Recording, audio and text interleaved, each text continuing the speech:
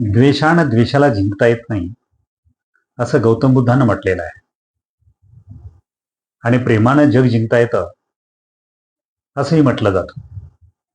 राजकारणामध्ये काही राजकारणी आपल्या प्रेमानं आपलं नेतृत्व पुढत नेतात आणि काही राजकारणी द्वेषाचा अग्नी भडकावून आपली राजकीय पोळी भाजत असतात. सध्या गावोगाव ठिकठिकाणी जातीय द्वेषाचा अग्नी भडकावून आपली राजकीय पोळी भाजण्याचं काम सातत्यानं काही राजकारणी मंडळी करत असतात. म्हणजे ओबीसीचं ध्रुवीकरण व्हावं,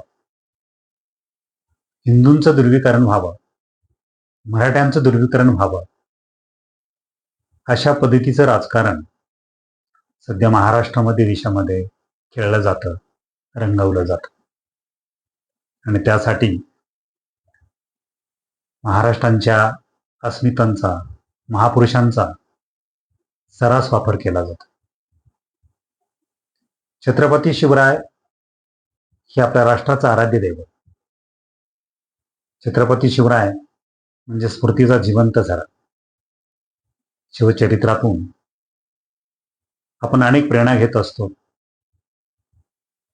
रक्त ओसळणारं शिवचरित्र, त्यांच्या शौर्याच्या गाथा आपण ऐकत असतो आणि आपलं ऊर अभिमानानं भरून येतो.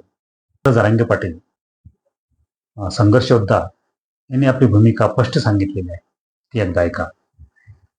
धुईला असे ठिकाण बसवायचं म्हणजे हे काय, आता मला हे काही षड्यंत्रच कळायला तयार नाहीये. काय षड्यंत्राला केलं की झाला जातीय दंगली सुरू.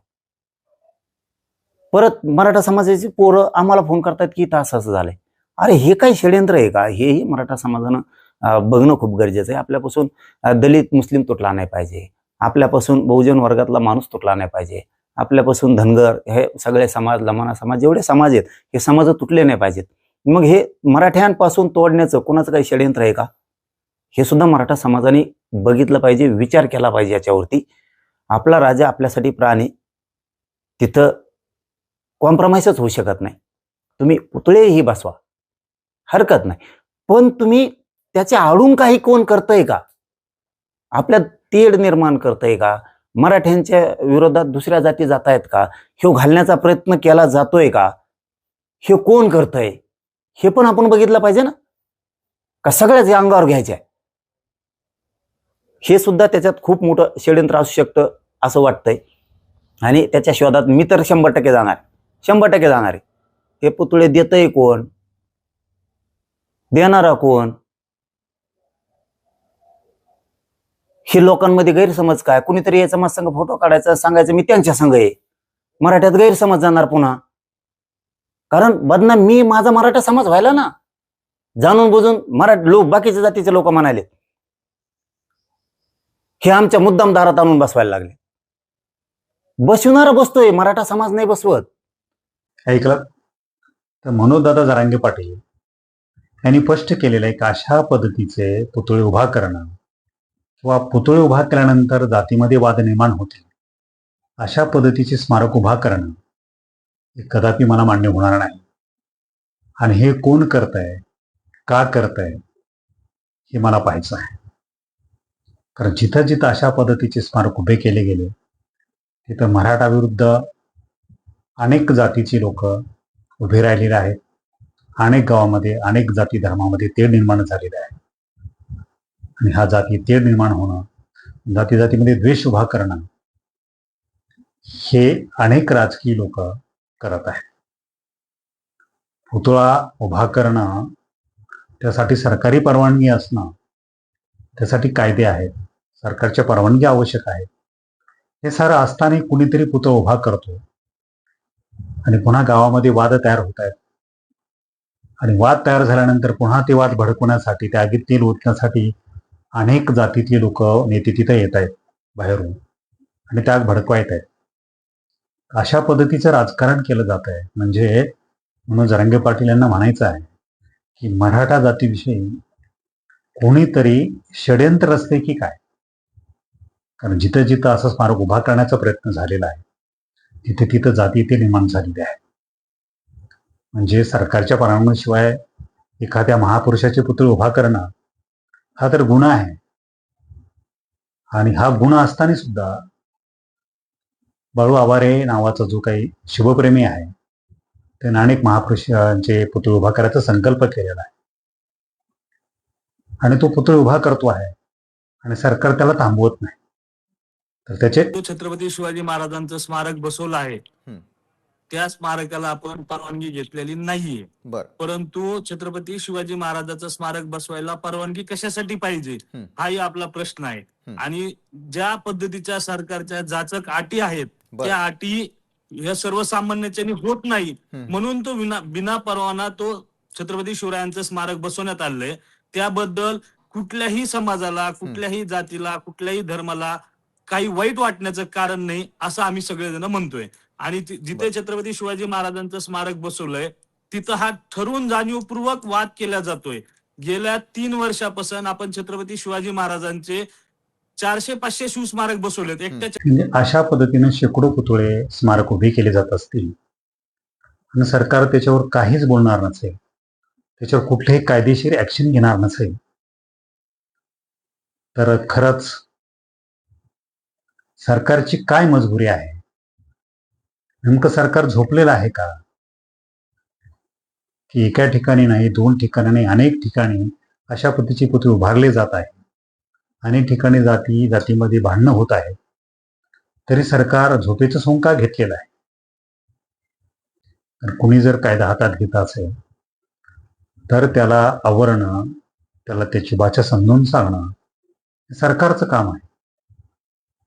त्याच्यामुळं हे कुणीही धारिष्ट करणार नव्हतं. आणि सरकारने त्याच्या कर्तव्यामध्ये कसूर केलेली आहे. कुणीतरी ठिणगी टाकायची, आग लावायची आणि ती आग कशी भडकायची हे मात्र लक्ष्मणराव हाके ओबीसी नेते यांच्याकडे पाहिले की आपल्याला कळतं. अंजिनवती या गावामध्ये ज्या पद्धतीने भाषा वापरली, ज्या पद्धतीने आक्रमकपणे ते व्यक्त झाले आणि ज्या पद्धतीने तिथलं प्रकरण अधिक चिघळत गेलं. आणि मोजणी सुरू असताना हाके यांनी हे देवस्थान हजारो वर्षापूर्वी या ठिकाणी तुम्ही मोजणी का करता, ही सगळी जमीन आमची आहे, आत्ताच मोजणी करण्याची का वेळ आली असं म्हणून हाके आंदोलनाला बसलेल्या ठिकाणाहून पळत सुटले आणि थेट त्यांनी मोजणी करणाऱ्या कर्मचाऱ्याला धक्काबुक्की केली, त्याला ढकलण्याचा प्रयत्न केला. पोलिसांनी वेळेत प्रसंग अवधान राखून हाके यांना पकडल्यामुळे पुढचा अनर्थ टळला. मात्र आता मोजणी करण्याची प्रक्रिया पूर्णपणे थांबलेली आहे. आता या मोजणी करण्याच्या जमिनीची मोजणी करण्याच्या मुद्द्यावर एकमत झालं होतं आणि यातून हा मार्ग निघणार होता.